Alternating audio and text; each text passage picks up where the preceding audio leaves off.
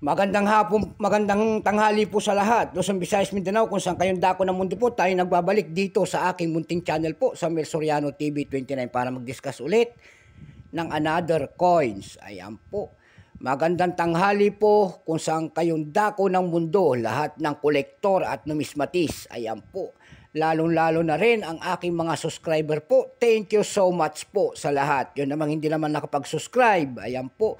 Kung gusto nyo ang ganitong mga topic po about coins, siniselling natin one by one kung magkano na ang kanilang mga halaga, ang presyo po ng ating mga coins na aking koleksyon po. Ayan. Aking makikisuyo lamang po sana at malaking tulong yan ang inyong mga presensya po tulad ng ng ating subscribe button, like and share para ma-update po kayo sa mga latest ko pang gagawin mga video po. Ayan. Ang aking mother, binabati ko lang dyan sa Dumpay, Basista, Pangasinan. Ayan po. Lahat ng Soriano family po. Doon naman sa parting Isabela po. Ayan. Sa Monte Quezon, Isabela, lahat po ng Pinto family po. Ayan. Masantos, Nalaugto, Yudtan na amin. Napintas nga Aldaw, yu amin. Dagiti Ilocano. Ayan, mga Ilocano. At ang pag-usapan po natin ngayon ay 25 centimos po kung magkano na ang kanyang halaga. Ayan. Pero ito po ay tinatapon na sa kalsada. Ayan. 2009 po. Ayan. Puno-puno na rin ang pakikipagdigma ang aking 2009. Ayan po. Nangingitim na. Nababad na yata sa ano to? Nababad na sa sukang dilaw. Kung tawagin po nila ito sa mga Tagalog po, ito po ay tansong dilaw. Ayan, nakapalog po ito sa ating BSP series po. Ayan, baka hindi nyo pa alam. Bago tayo magsimula, kilalanin mo muna natin siya. Siyempre, issue, Philippines po, period, Republic, 1946 up to date po, type, standard circulation coins, years 2003 hanggang 2017. Ayan. Magnetic kasi to. Hiniwalay nila yung non-magnetic mula 1995 hanggang 2003. Ayan. Kasi nga, iba ang komposisyon, kaya nila iniwalay. Ang value nito ay 25 centimos. Currency piso 1967 up to date po. Composition po nito ay brass plated steel na mamagnet po yan.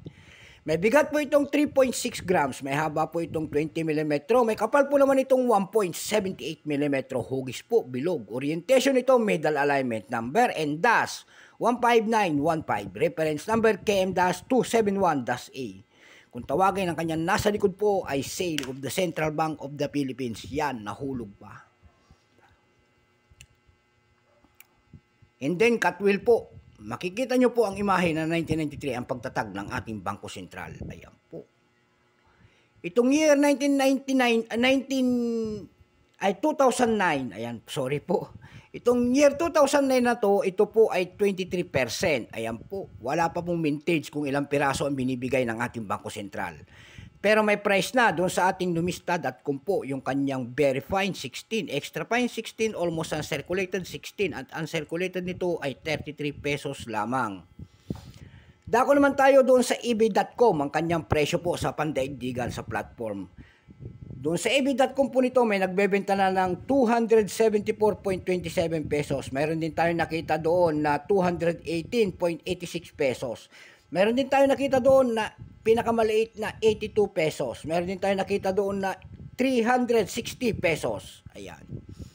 Doon po sa Carousel PH nito, may nagbebenta na ng 100 pesos per piece. Mayroon din tayo nakita doon nagbebenta nito ng 250 pesos per piece. Ayan. Yan lang po ang aking may babahagi po sa inyo. At walang-wala na po. So take care po sa lahat and God bless.